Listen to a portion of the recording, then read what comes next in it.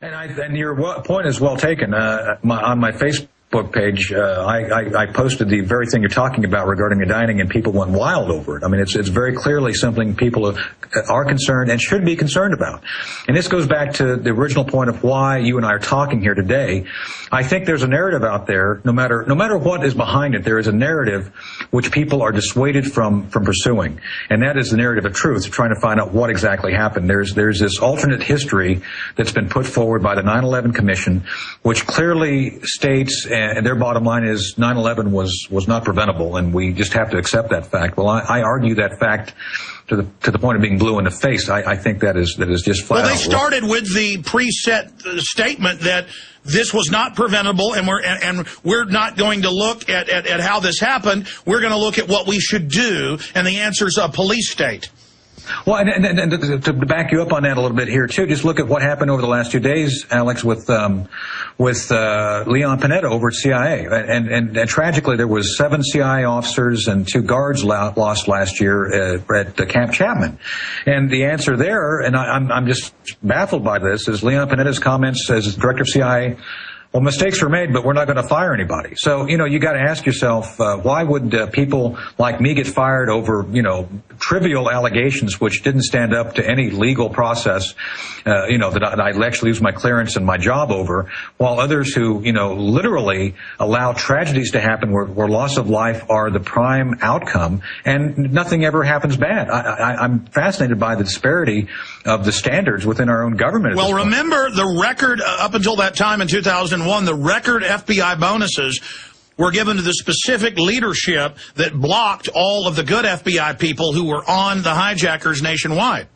Right. And I think that's a point well taken. And I'd like your listeners to understand that there are still good people in the government. It's just that they are often ridiculed, set aside, limited, they're put in places of limited scope because of the fact that people like me like stirring trouble up. And trouble to them is just getting your job done. Well, Colonel Schaefer, I mean, look, yeah. I've got a lot of family who's been in the Army. And almost anyone I've talked to who's been in the Army in my family, the CIA tried to recruit them.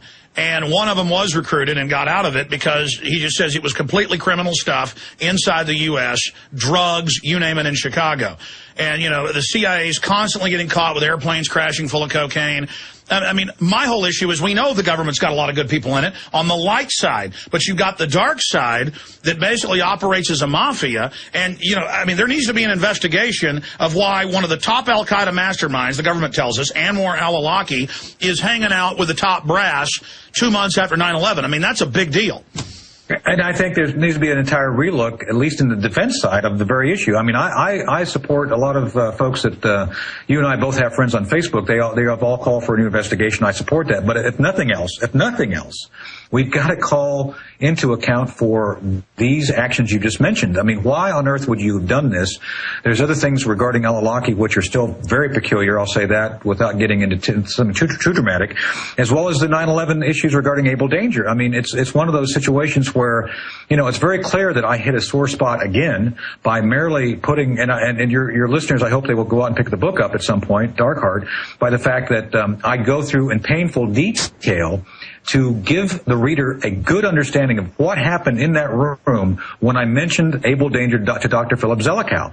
And Alex, I hope you understand, I went in there with as many facts that could be verified as possible so that he could leave that room and go back to the United States and pursue getting the document, getting the information necessary. And, of course, one of the big mysteries, and this was something I will talk about because I had to threaten the DOD editors when we went through my book again in early September, that they actually tried to pull a paragraph out where I talk about the fact the Defense Intelligence Agency allowed my 9/11 Able Danger documents to go missing. And I had to threaten them. I said, look, I'm not standing. This is it.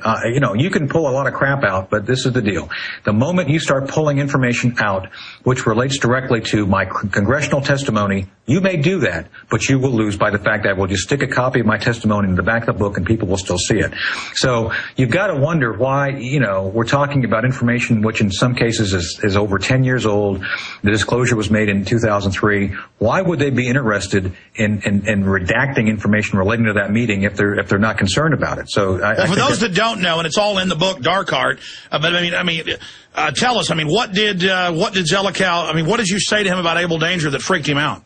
Well, it was, we were all in this room. This is October 2003 in a combat zone. And Zelikow, Dr. Zelikow and three other of his staff were actually at Bagram doing kind of a whirlwind tour of the combat zone, trying to find people who had pre-9/11 intelligence that had not been previously provided to them. Essentially, I think it was a very wise move to go out and just kind of, go out into the bush and see what you find from knocking some rocks over.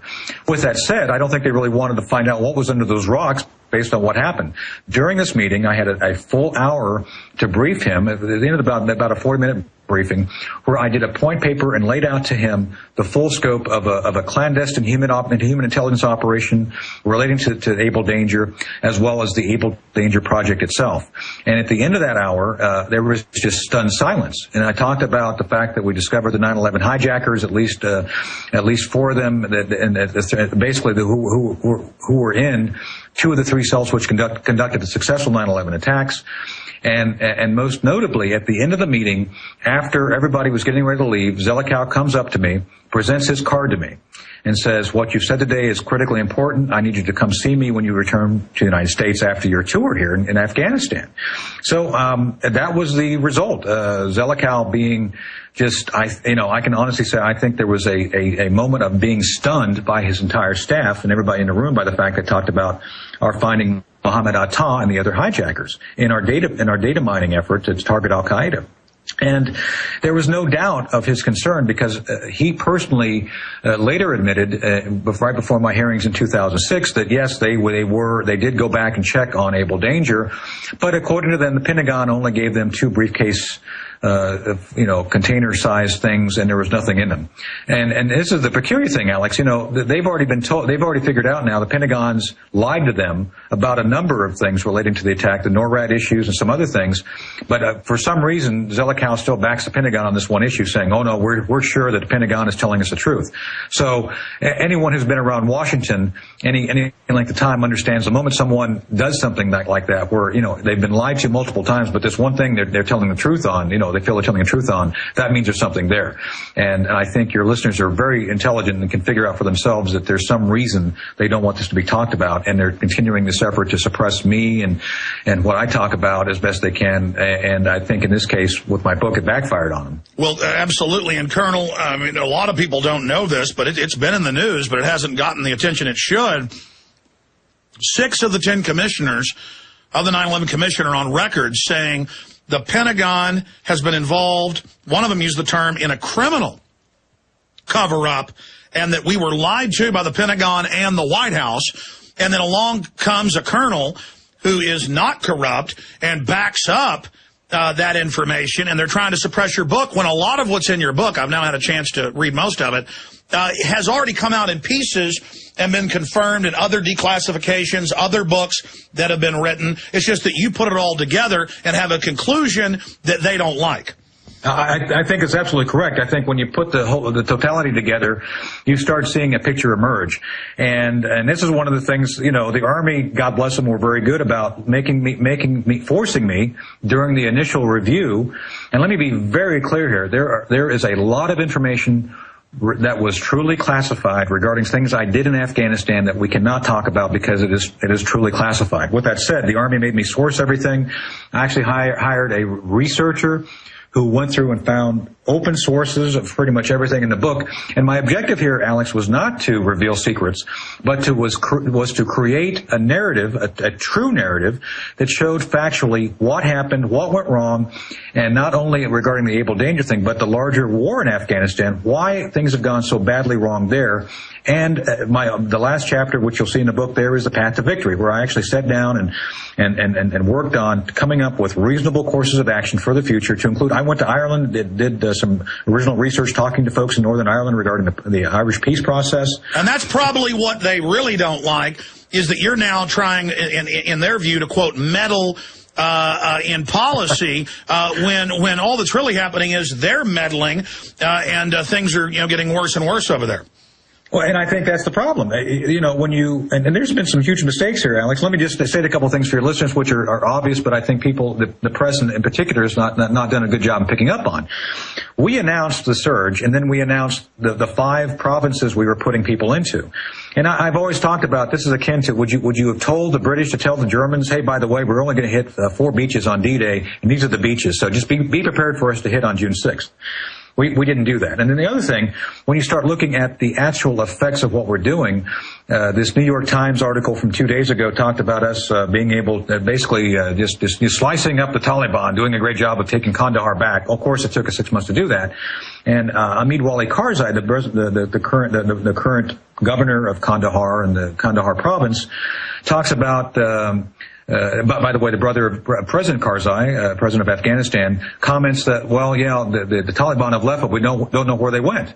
Well, of course not. It's like trying to nail, Jello to the wall. Well, by the way, his brother is the biggest opium dealer. And that's, I think, been very well reported on by a number of credible sources about the fact that, the reason that the drug problem is as prominent as it is not only because of the Taliban, but because of elements other than the Taliban, possibly, official elements being engaged in that very issue. And that's why that's one of the reasons you see the slippage at Marja. Marja was supposed to be the textbook example of how we're going to secure the rest of the country. And you and I both know, Alex, that's essentially stood back into chaos now. So when you look at the actions of how we've done things, why we're doing them, you've really got to ask yourself, and this is why it was one of the reasons I wrote the book, is for the American people to ask some really hard questions. What do we hope to accomplish when everybody, and to include President Obama, has talked about the fact that the real issues are not in Afghanistan, they are in Pakistan. And until we take those issues seriously, we will continue to essentially make no progress. Let's talk about your plan. You've been there, you've been through it, you've tried to study the region. Your idea for ending this war on good terms versus where you see things going. And I want to get more into the book, Dark Heart, and some of the things you can now talk about.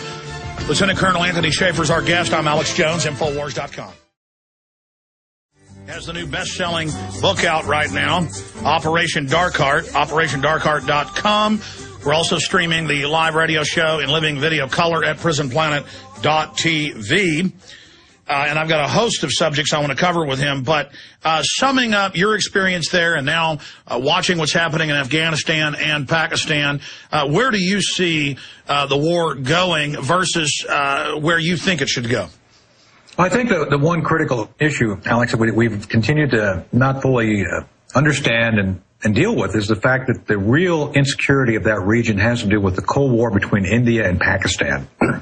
The Pakistanis are far more worried about the Indians and their nuclear program, and rightfully so, because anytime you have people on your border with nuclear weapons, you have reason to be concerned.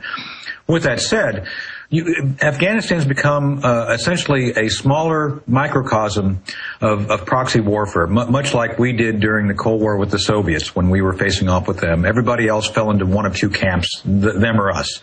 And I think what you've seen here lately is the Indians, and for any number of reasons, attempting to gain some access to the Afghan region. They built a power plant. They've done other things commercially. And frankly, the Afghans have partnered with them on some things which have made the Pakistanis very uncomfortable. And so you've got things like the Haqqani network, one of the prime elements of the Taliban. And for your listeners to understand, the Taliban is not a monolithic, managed organization. It is a tapestry of sub-organizations, often of which have their own objectives relating to their own area of the country. We're talking about tribes which have been there for thousands of years, who will probably always be there in some form. So this is not a cohesive state. So the Taliban have been successfully, in some cases, co-opted by the Pakistani intelligence service, which I talk about in my book.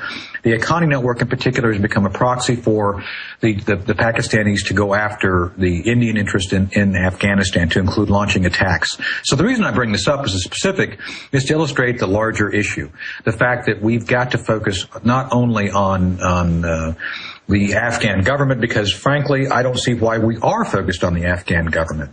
We have a number of other allies in the region who are not democracies, and I cite for you the Jordanians and the Saudis, who seem to be doing fairly well as a government, but are not in any shape or form a democracy.